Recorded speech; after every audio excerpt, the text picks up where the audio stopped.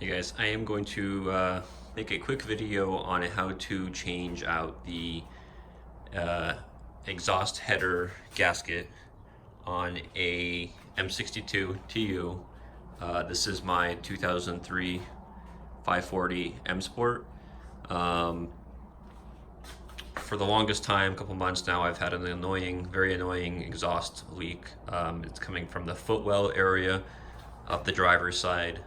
So I narrowed it down basically to the header, the rear cylinder up against the firewall. So in the back there, um, it's really annoying. It just sounds like a Harley. It's raspy when you accelerate. You can't hear it outside the vehicle. You can't hear it with the windows down. You can hear it only with the windows up, and it's quiet inside. Maybe if the music's on. Anyways, it was just annoying. I wanted to get rid of it. I finally decided to tackle this. There weren't a lot of videos or tutorials. There really aren't any online on how to do this. I do want to start off by saying this is not going to be a good tutorial for anybody that's going to be swapping out their headers for aftermarket ones. This is not going to involve removing the headers from the vehicle. It's going to involve removing the headers just enough so that you can access them to replace the gaskets. Here are my gaskets that I pulled out. This back area is where the exhaust leak was. You can kind of see how there's a little buildup over here in this corner. Everything else looks pretty clean all around pretty clean. So this was my culprit here. So I'm swapping that out. As I said, I'm not going to remove the header from the vehicle. It's way more involved. I believe it involves removing this piece here, which on the M62tu is the ABS pre-charge pump, something like that. I'm not going to deal with it. It's got a bunch of metal hoses running to it. I'm not sure what that involves, so I'm not going to deal with that. It's more steps than I need to do. So basically, first step that you'll want to do is jack up the front of the vehicle on both sides, e-brake on, in gear, chalk up your rear wheels so that it doesn't roll or anything. I'm using jack stands on both sides, plus I've got my large jack in the center, and you can kind of see there I've got my bottle jack, and I'll show you what that's going to be for. In the engine bay, what you're going to do to start is it'll help you if you move the power steering reservoir. It's bolted in with 2 nuts. Just unbolt these, remove this, move this out of the way over here. You don't have to disconnect any of the hoses. You don't have to drain any of the fluids or anything. Just move it out of the way. Also, I do want to mention this is not going to be a step-by-step procedure. This is not going to be a as I'm doing things. This is just a quick walkthrough of what you'll need to do to access your header gaskets. It's just way too involved to do it step by step. It's a long process. This is just going to be a quick, hopefully 5-10 minute video, since there's really nothing out there in terms of tutorials or write-ups for the M62tu. The M62 is a little different. That's the 99 and older models. They have something else here, which is much more easier to remove. This comes out, the headers, once you disconnect those, they slide forward towards me and then slide out towards the front, and you can remove the headers from the vehicle. This is a TU, it's a 2000 and 2003, so we have this stupid contraption here which blocks a lot of the access. There could be other ways to get the headers out. I honestly don't care. I don't need to remove the headers. I am not swapping out catless headers. So what you'll need to do, as I mentioned, is move the power steering fluid reservoir out of the way. And then what you'll do is you'll go underneath the car. Once you get underneath here, you're gonna have your little tray here, your little cover tray, splash shield. You'll remove that, you'll move it out of the way, and you'll have access to the engine.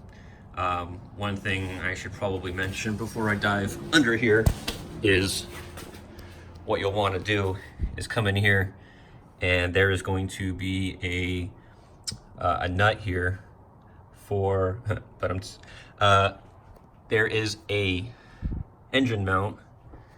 Let me get my flashlight here. So right there you can see, if I can get this. Well, I'm shining it right there.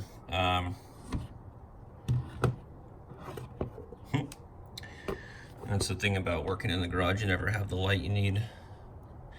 Basically that shiny area in the center down at the bottom, there's a nut on there.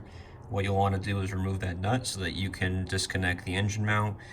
What you'll do from here is get underneath the vehicle. You got your splash tray removed. This is your engine mount right here. And for my case, I am doing the driver's side. So once you've got the nut up here removed, if you want to change out your engine mount, you can do that at the same time. The bolt here, bolt there, this comes out, put in a new engine mount. Same procedure for the other side. But before all that, of course, what you'll want to do is prop up a jack. I'm using a bottle jack for my truck. Some 2x4s to lift it up off the ground a little bit. I am supporting the 2x4 on the oil pan on the side that I need to jack up. And what I'll do is basically you will jack up the engine, and what you can see here, what you will see here is the studs for the engine mount. You can see them right there. I'll jack it up just a little bit more so that you can see.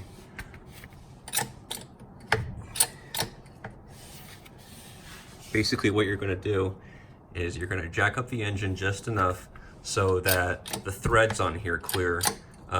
If you're confident enough, you can do a little bit more.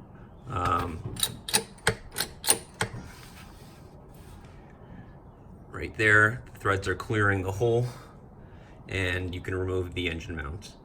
At the same time, you're lifting up the engine and you're giving yourself more room to work inside the engine bay. From here, once you've got this supported and you've got this up in the air about an inch or two, you come up back up into the engine bay.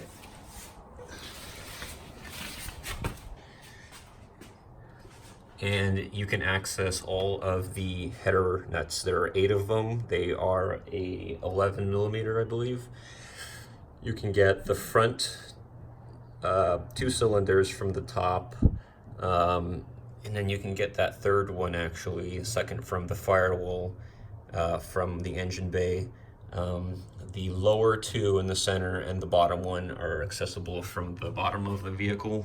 You just crawl underneath and you can get them. Doesn't take many extensions. I just used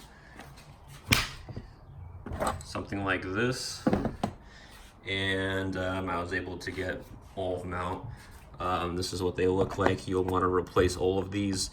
This is actually, ironically, this is the stud that I was tightening for the gasket that had the leak, the cylinder that had the leak. I was hoping I could tighten this down, seal the gasket, and stop it from leaking. It didn't work. It works for some people. It didn't work for me. I'll be replacing that just because I pulled it out. I'll be replacing all of these. These, I will show you in just a minute what those are. You'll want to get back down underneath the car. And let's see.